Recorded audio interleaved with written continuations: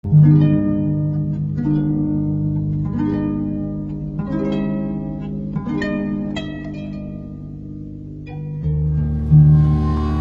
is not the greatest loss in life.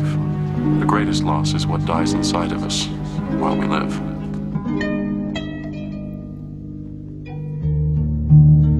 I watch from a bird's eye view, a traumatized child in the body of a lost and blurry-eyed youth who socializes in a wild yet godly fashion. An odd bastard that plays his cards rashly, constantly harassed by demons in his mind. He seems to be confined within it, blinded by his sinning, walking in hells and awkward cells, lost in this gel's samsaric vastness. But he talks in spells to harness the madness, an artist with a canvas that stretches past the farthest pastures on the sordid atlas. He's soaring past them as he writes, voices hoarse and raspy spite him in his ears, but he blasts and strikes them with his peers, astrally likened to an eerily masterful lichen, a shaman with phrases, neuro-linguistically gifted hacker, intrinsically mystic rapper. With Hanuman's grace and agility, he displays his abilities, attacking opponents unspeakably wicked with his crafted omens. He seeks to be lifted past the zones that he dwells in. Hell's sins engulf him, but he delves and swims like dolphins in the flames. In his brain he adapts and evolves till he maps it all. He's a heavenly being, but he's a tarnished angel.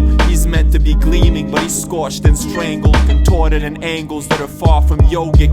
Still he blossoms like a lotus and spars with foes, with bars as potent as the stars that glow. He hardly notices how much he's suffering much of the time. How could he clutch this? It's too much for the mind to grasp. The pressure would confine and collapse the best of minds. They would crack under the test of time, and perhaps eventually be blind as bats of an elemental kind that lacks ultrasonic capabilities. So he alters sonnets and willingly assaults his demonic tormentors with sonic clauses that mentally harm them like the jaws of a saber-toothed tiger.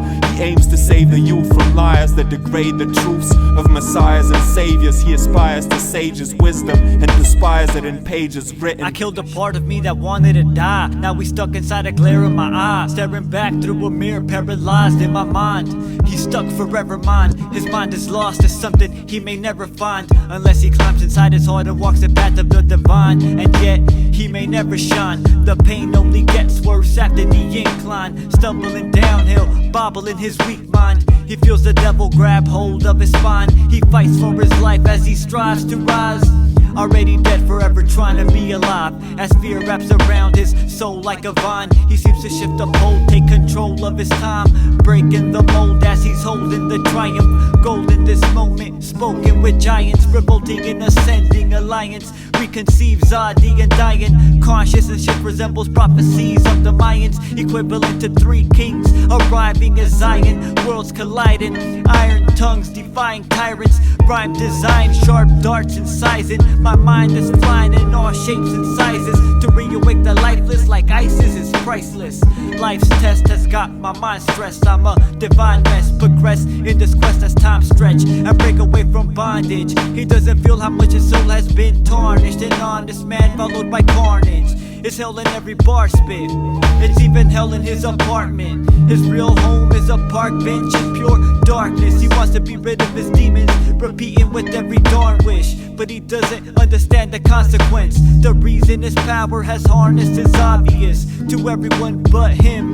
Rising above from sin, releasing the God from within, repairing the wings the devil once trimmed. He soars from the ground that is gone with the wind. You can hear him sing in the breeze, there's a hymn. He sits by, seemingly idle, but his mind is focused like a laser's thin line. He begins to see, as if with a big eye, and consistently nature's energy gets pride. Upon entering, it swims beneath gently with its tide, blending into a symphony, rippling inside, pulsating like molecules rotating. His body begins to glow faintly, brightening at a slow pace, but with a consistent growth greatly. Light giving off is sharp like shark bites his arms. Contact is like vice jaws of life ripping off. The dark ignites, he moves through worlds not not unlike one before.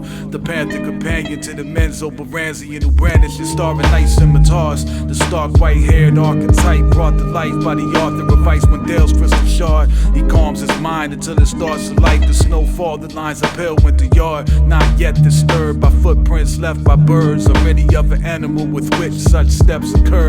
For a time brief, he finds peace in this world. The big wet concerns the human wasteland, and that's the earth.